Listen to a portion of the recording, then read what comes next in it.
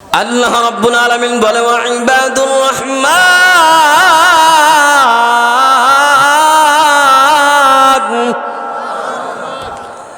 আল্লাহ বলে রহমানের বান্দা হলো তারা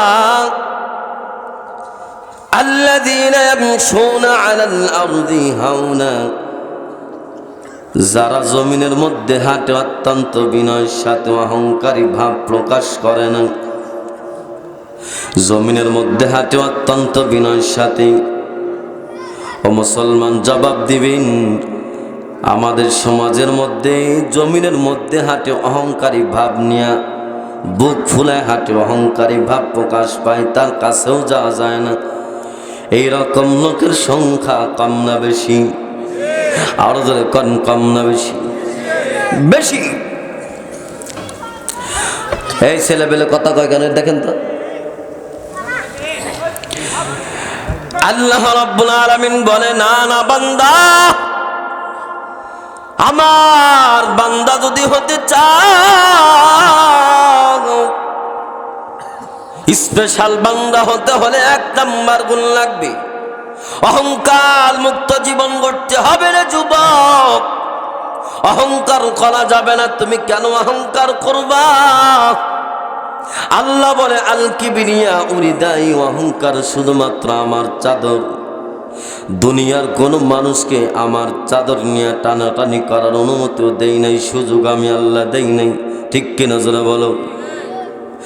অহংকার শুধু আল্লাহর জন্য, মানে আপনি কিসের জন্য অহংকার করবেন? বংশ মর্যাদার জন্য অহংকার করবেন। বংশ মর্যাদার জন্য যদি অহংকার করতে হয়, তাইলে সর্বপ্রথম অহংকার তো মানাইতো আমার নবী, বিশ্ব নবী আকায়ে নামদার তাজেদার মদিনা মুহাম্মদুর রাসূলুল্লাহর জন্য। ঠিক কিনা জোরে বলেন মুসলমান ভাইরা আমার। কারণ আল্লাহ পাক রব্বুল আলামিন, আল্লাহ রাব্বুল আলামিন আমার পয়গম্বর মতে এত সুন্দর বংশ দুনিয়াতে পাঠায় না, কিয়ামত পর্যন্ত পাঠাবে না। ঠিক কিনা জোরে বলো মুসলমান ভাইরা আমার। কুরাইশ বংশ এত উত্তম বংশ, আল্লাহ রাব্বুল আলামিন পৃথিবীতে কোনো বংশ এর চাইতে দামি বানাবেন না। যেই উত্তম বংশে আসার পর আমার নবী অহংকার করেন নাই, তার মানে অহংকার যদি বৈধ হইতো, তাইলে সর্বপ্রথম অহংকার মানে তা আমার নবীর জন্য। ঠিক কিনা জোরে বলো মুসলমান বন্ধুরা আমার, ভালো করে বুঝো, কোনো দিকে নজর নাই, দিলটা একটু নরম করে দাও বাবা। এ যুবক, অহংকার কিসের জন্য করবা? ইলমের কারণে অহংকার করবা, জ্ঞানের কারণে অহংকার করবা।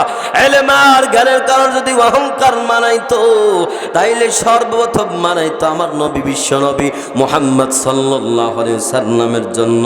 কারণ আমার আল্লাহ পয়গম্বরকে এমন ইলম দান করেছেন, পয়গম্বরকে আল্লাহ ডাক কয় উতিতু ইলমাল আউয়ালিনা ওয়াল আখিরিন। ওগো পয়গম্বর, আমি আপনাকে পূর্বে এবং পরের সব ইলম দিয়ে আপনার সিরাটারে মুনাওয়ার করে দিছি। আল্লাহু আকবার জোরে বলো। ও মুসলমান, ইলমের কারণে আমার নবী অহংকার করে না।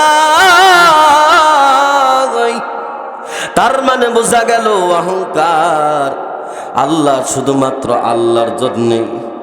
আপনি কিসের জন্য অহংকার করবেন?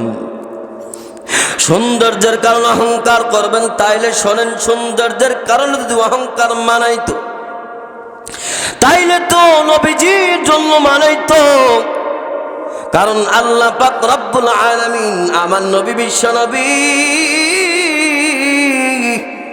মুহাম্মদুর রাসূলুল্লাহ সাল্লাল্লাহু আলাইহি ওয়াসাল্লামের মতো এত সৌন্দর্যের অধিকারী কাউরে বানায় নাই।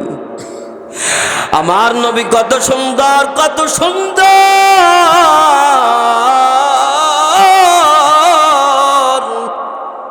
ও মুসলমান, ভালো করে বুঝো। ও মুসলমান, হযরতে হালিমাতুস সাদিয়া বলে, আমি যখন মুহাম্মদরে দুগ্ধ পান করানোর জন্য আমিনার ঘরে দরওয়াজায় দাঁড়া গেলাম, আমিনার ডাক দা বললাম, আমিনারি, তুমি মুহাম্মাদের চেহারাটা আমার একটু দেখায় দাও না। ঘরের দরওয়াজা খোলো। আমিনা বলে, দুনিয়ার মানুষ শোনো, আল্লাহর কসম করে আমি বলি, আমেনা যেই মাত্র ঘরের দরওয়াজা খুলছে, আল্লাহর কসম করে বললে হানেস হবে না, কাফারাও দেওয়া লাগবে না। আমার মন বলল, আমেনার ঘরে মনে হয় মোহাম্মদ ছুঁয়ে নাই রে, আমেনার ঘরে মনে হয় আসমানের তারকারাজি খসে পড়ে আসি। আমার নবী এত সুন্দর, এত সুন্দর।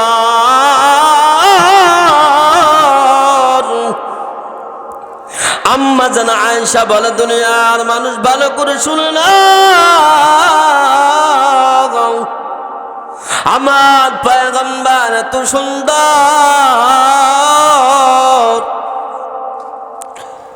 আম্মা জান আয়েশা বলে, মিশরের মহিলাগুলো ইউসুফ পয়গম্বরের চেহারা দেখার পর তাদের হাতের আঙ্গুল কেটে ফেলে দিয়েছিল।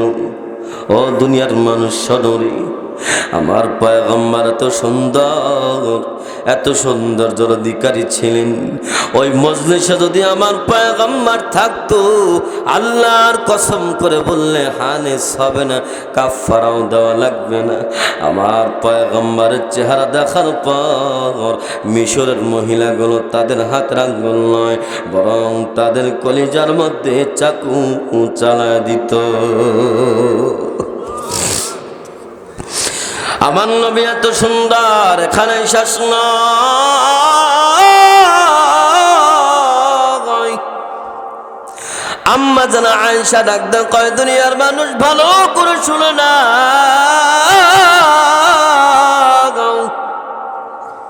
দুনিয়ার একটা সূর্য আছে রে, দুনিয়ার সূর্যের নিয়ম হলো সকালবেলা উদিত হয়, মাগরিবের সময় অস্ত যায়, কিন্তু আমার ঘরে একটি স্পেশাল সূর্য আছে। এই সূর্যটা ঈশার নামাজের পর আমার ঘরের মধ্যে উদিত হয়। আল্লাহু আকবার বলেন। ঈশার নামাজের পর আমার ঘরের মধ্যে উদিত হয়। আম্মা জান আয়েশা বলে, ভালো করে শোনো, একদিন ঈশার নামাজের পর আমার বাটির তেল শেষ হয়ে গেল। আমি ওই সময় খাতা সেলাই করতেছিলাম, আমার হাত থেকে বাতি নিভে গেল, আমার হাত থেকে সুইটা পড়ে গেল। আমি ছোট মানুষ, এই জন্য কান্না শুরু করে দিলাম। আল্লাহর পয়গম্বর দৌড় আসলে এসে ডাকতে কয়, আয়েশা তুমি কেন কাঁদো, তুমি কেন কাঁদো, তোমার কি হয়েছে? ডাকতে বললাম, পয়গম্বর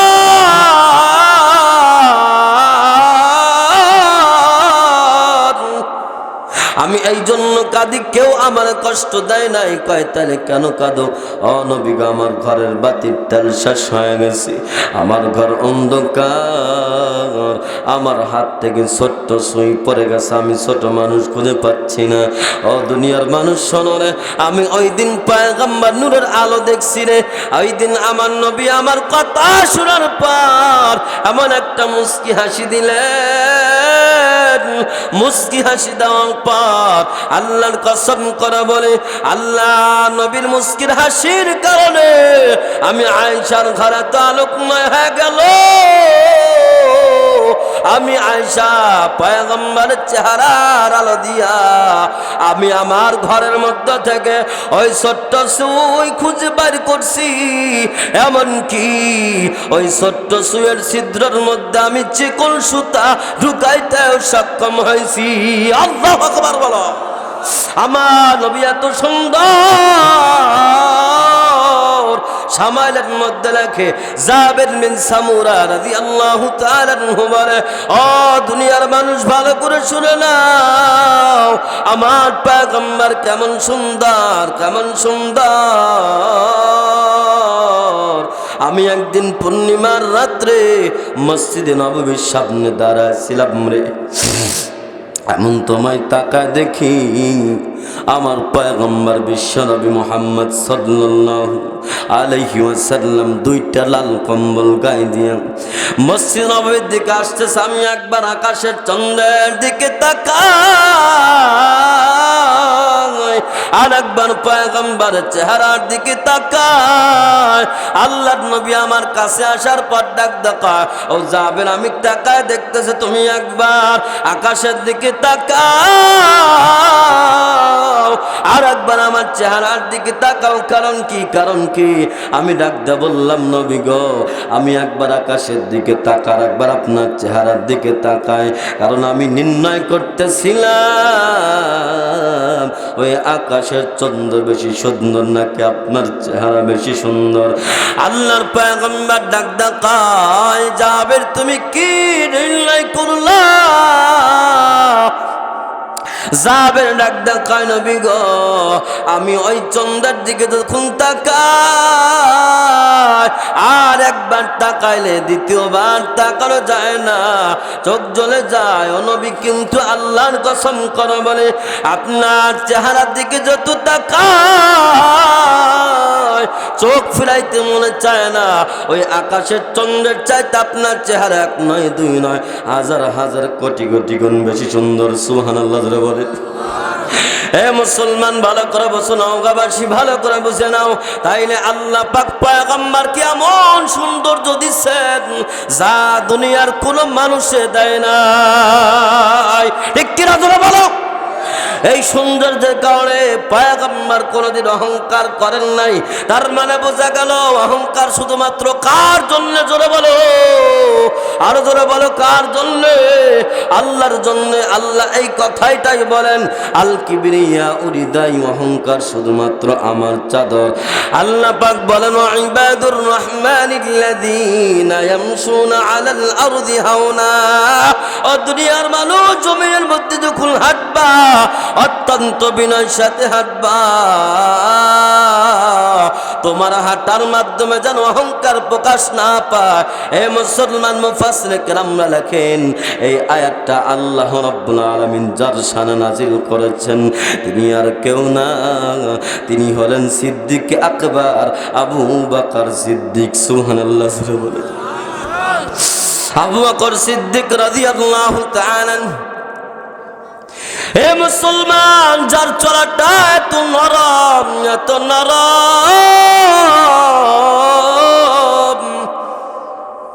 মুফাসসির কেরামরা লেখে, একদিন হযরত ওমর ইবনুল খাত্তাব রাদিয়াল্লাহু তাআলা, খারাপ লাগতেছে আপনাদের, বিরক্ত হচ্ছেন নি? কিছু সময় যদি আমি আপনাদের মাঝে একটু বেশি লাগাই, থাকতে রাজি আছেন ইনশাল্লাহ? তবে আমি আপনাদের সুসংবাদ শোনায় দিই, আমার পরে আরো বড় হুজুর আছে। হ্যাঁ, আমার পর বড় একটা হুজুর আছে, ওরা নিয়ে বাড়িতে যা ঘুমায় যাবেন ইনশাআল্লাহ। মুসলমান বন্ধুরা আমার, ভালো করে বোঝো, নবীজির মৃত্যুর পর, নবীজি পয়গম্বরের মৃত্যুর পর হযরত আবু বকর সিদ্দিক রাদিয়াল্লাহু তাআলা আনহু যখন খেলাফতের মসনদে বসে গেলেন, খেলাফতের মসনদে বসে যাওয়ার পর হযরত আবু বকর রাত্রিবেলায় ঘুমায় না, পুরা মদিনার মধ্যে ঘুরে ঘুরে মুসলমানদের অবস্থা দেখেন। সুবহানাল্লাহ জোরে কোন, আরো জোরে কোন সুবহানাল্লাহ। একদিন ঘুরতে ঘুরতে গভীর রাত হযরত ওমরের সাথে দেখা হইয়া যায়। হযরত ওমর তাকায় দেখেন আবু বকরের পায়ে কোনো জুতা নাই, সিদ্দিক আকবর খলিফা হাঁটতেছে। এ মুসলমান, ওমর ডাক দেয়, কয় খলিফাতুল মুসলিমিন ও আবু বকর ভাই, আপনি খলিফায় কেন হাঁটেন? আপনার কি জুতা নাই? আপনার যদি জুতা না থাকে তাইলে আমি একটা সুন্দর জুতো আপনার হাদিয়া দিব। এবার সিদ্দিক আকবর ডাক দেয়, ওমর না না, আমাকে জুতা হাদিয়া দেওয়া লাগবে না, আমার জুতা আছে রে। ওমর ডাক দেয়, তাইলে খলিফা হাঁটেন কেন? ওমরকে জবাব দিয়া ডাক দেয়, ওমর, এই যে রাত্রিবেলায় শান নামাজ পড়ার পর আমার মুসলমান মদিনার মুসলমান ভাইরা তারা ঘুমের ঘরে বিভোর হয়ে গেছে, এদের মধ্যে কেউ আবার তাহাজ্জুদের নামাজ উঠে তাহাজ্জুদের নামাজ পড়বে, কেউ আবার ফজরের নামাজ আদায় করবে, কিন্তু আমি আবু বকর যদি খরম পাই দিয়ে হাঁটি, এদের কারোর যদি ঘুমের ক্ষতি হইয়া যায়, ঘুমটা ভেঙ্গে যায়, আর যদি সময় মতো উঠতে দেরি হইয়া যায়, আর আল্লাহর সামনে যদি নালিশ করে, গো আল্লাহ আপনার আবু বকর জুতা পায়দা হাঁটতো, যার জুতার পায়ের আওয়াজ আমাদের ঘুম ভেঙ্গে যাইতো, যার আমরা ঠিক মতো উঠতে পারতাম না।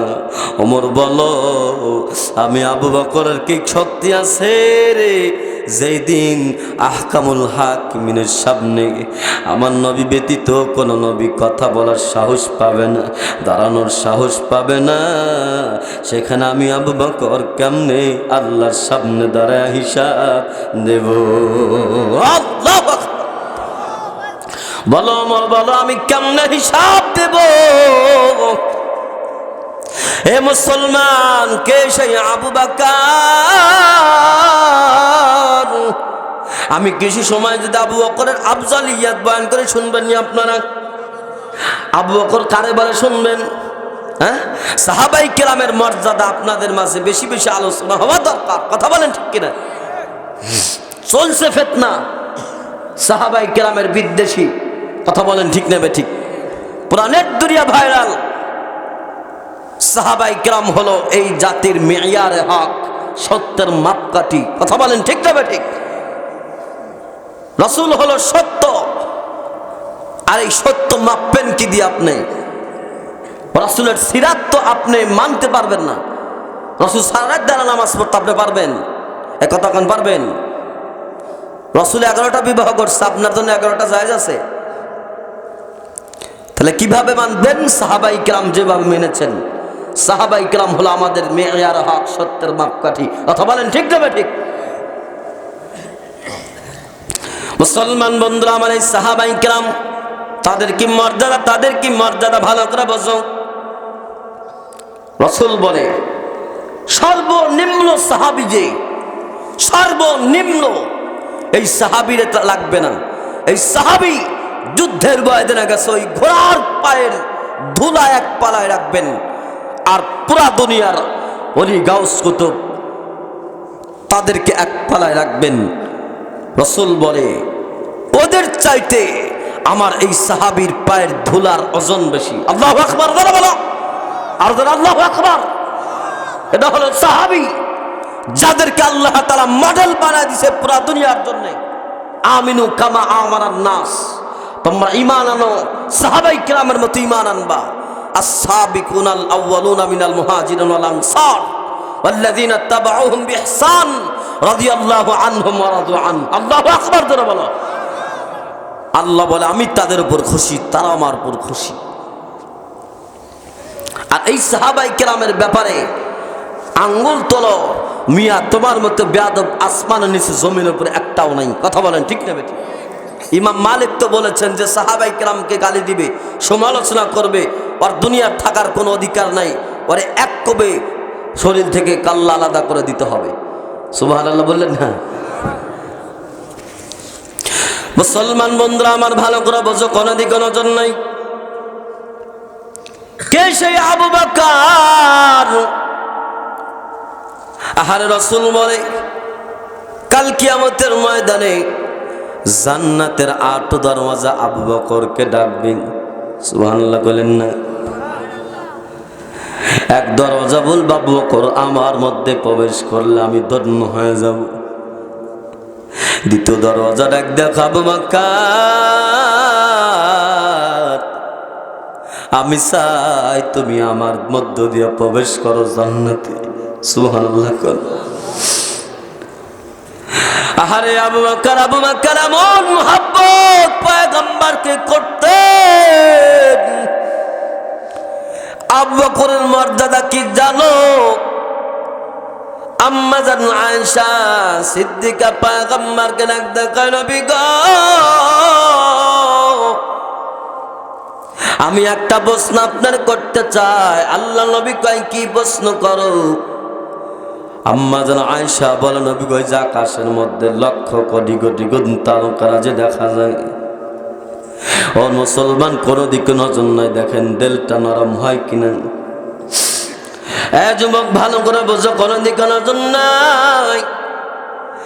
আম্মা জান আয়েশা নবীদের ডাকতে কয়, নবী গো, আমার জানতে মন চায় আকাশের চন্দ্র যেমন গোনা যায় না, তুমি বলো নবী গো, আপনার উম্মতের মধ্যে মগজগুলো গলে গলে পড়তে থাকবে। দুনিয়াতে আমরা দেখি, আমাদের দেশের কথাই আমরা বলি, যেই সময় যেই দল ক্ষমতাসীন, ওই দলের লিস্টির মধ্যে কোনোভাবে যদি কারো নাম ঢুকে যায়, বলেন তো তার কোনো প্যারা আছে, চিন্তা আছে, ভয় আছে? বেরেছে আপনারা কথা কইতে ভয় পাইতেন কি? মন্ত্রী এলাকার মানুষ জোরে কন, জোরে কন, হ্যাঁ, ভয় আছে? নাই। তো মুফতি শফি রহমতুল্লাহি আলাইহি লেখেন, কাল কিয়ামতের ময়দানেও আল্লাহর সামনে একটা লিস্ট থাকবে। সুবহানাল্লাহ, জোরে কন, আর জোরে কন সুবহানাল্লাহ।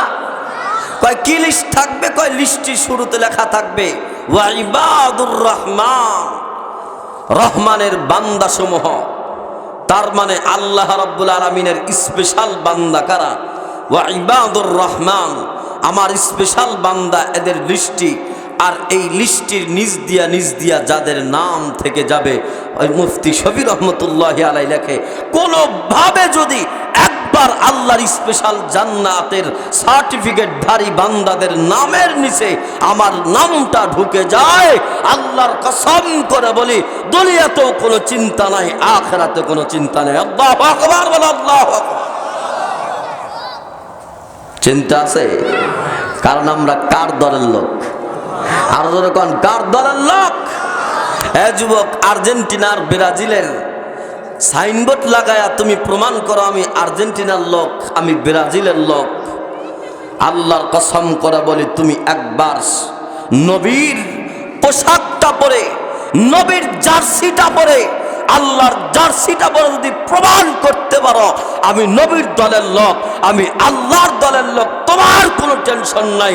কবরে হাসরে আল্লাহ বিনা হিসাবে তোমারে পার করে দিবে। সুবহানাল্লাহ, জোরে বলো, আর জোরে কন্যা সুবহানাল্লাহ। ভয় আছে? নেই। ভালো করে বুঝেন, এই রহমানের বান্দা কারা হবে? এদের কিছু গুণ আল্লাহ তাআলা কোরআনে হাকিমের মধ্যে তুলে ধরেছেন। তার এক নাম্বার গুণ আল্লাহ বলেন, وَعِبَادُ الرَّحْمَنِ الَّذِينَ يَمْشُونَ عَلَى الْأَرْضِ هَوْنًا وَإِذَا خَاطَبَهُمُ الْجَاهِلُونَ قَالُوا سَلَامًا